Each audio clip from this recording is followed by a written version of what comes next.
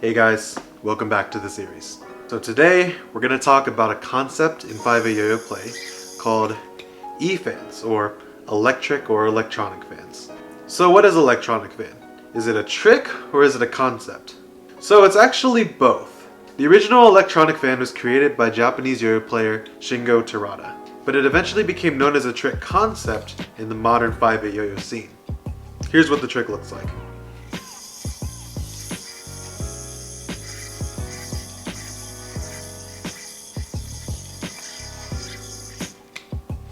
Electronic fan is one of the best tricks that an early 5A player can learn. One of the most important things you'll learn from learning electronic fan is something called plane control. And essentially what that is the ability to control the movement of the dice, or counterweight, and the yo-yo on the same plane in front of you so that it doesn't get out of whack and end up hitting you, the yo-yo, or just throwing you off completely. E-fans ended up becoming one of the most controversial concepts in 5A yo-yo play, especially in contests. There is a period in contest play where a lot of players were basically swinging counterweight in a big circle and doing a lot of small minuscule things with the yo-yo on their other hand. Some of the tricks definitely were really cool, but a lot of players just really felt that it was unfair and not very creative to just have a swinging dice the whole time during a trick.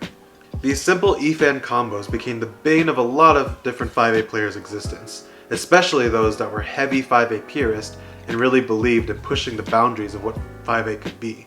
So here's how to do the electronic fan. Start with the trapeze. You're going to perform a 360, except instead of catching the dice in your hand, you're going to allow the dice to swing down below and catch the string in the open upward palm of your throw hand. The next step is to swing the counterweight in a circle going forward towards your free hand. From here, you're going to alternate performing a somersault over the top of your free hand using your throw hand as a guide, like so.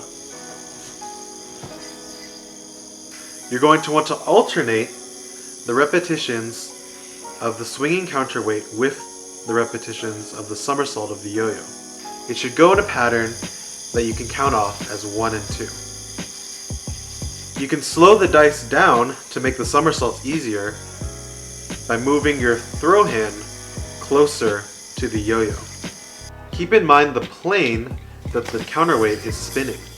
If the counterweight starts spinning off plane with the yo-yo, it can either hit your arm or it might swing to the other side and end up hitting your wrist or the yo-yo itself.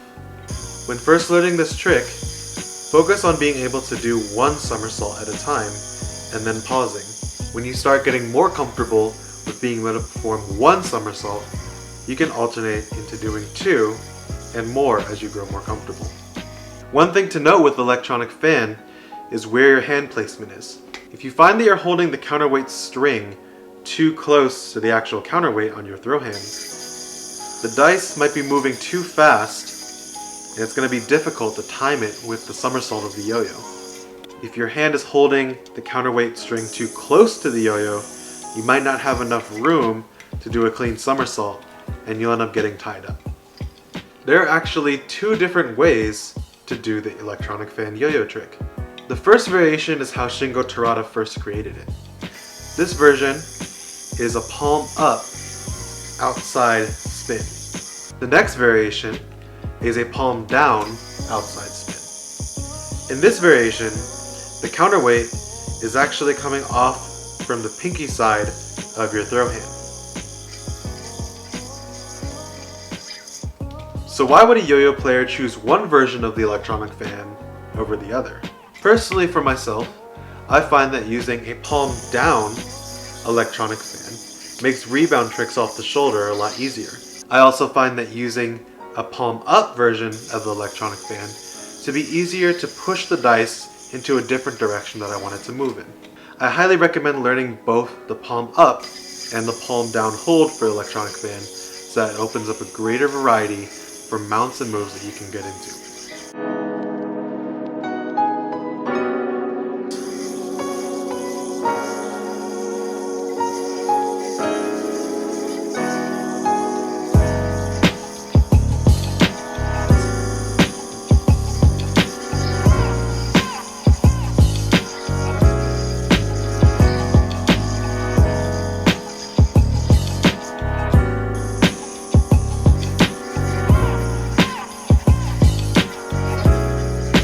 can also experiment by trying to have the counterweight on the inside of your throw hand arm instead of the outside.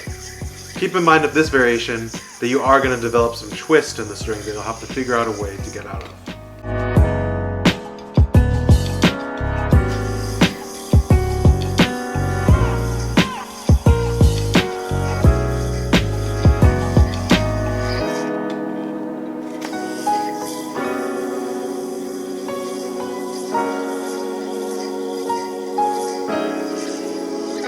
Thank you guys for watching this video. Practice those E-fans. I'll catch you next time.